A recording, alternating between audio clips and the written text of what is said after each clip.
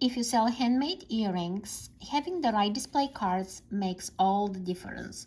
So today I want to show you how I turn this craft paper into earring card, although it already is pre-punched for earrings. And those earrings with this type of hook will go with no problem. However, I do have those type of hooks that I put on some of the earrings, and they cannot go through that hole because they cannot be closed in the back. So I would do another hole here with the punch.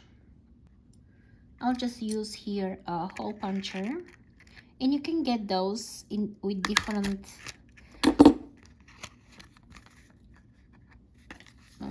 sizes, but this one works. And then I'll close it from the back. But because it creates like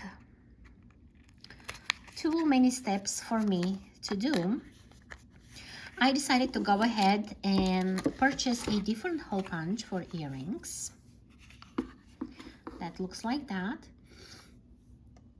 And I can even use it on those craft cards. Just center it, and then it goes perfectly on the holes. That's what I found, is like it's perfect. And then I can use those closures on those cards, and I thought it's really smart to have a couple of different options for that. So I also made some business cards into just cards, and then I use the punch. So here it is. It's just the size of a business card, and I purchased those both like everything on Amazon.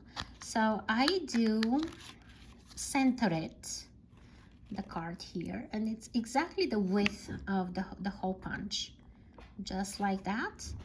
And then it goes this way. It's perfect. And now I can have different hooks for my earrings. So I like that. This is how you clean it. All this stuff comes up like this, and it's ready to work again. It's really cute in purple, and I really like it a lot.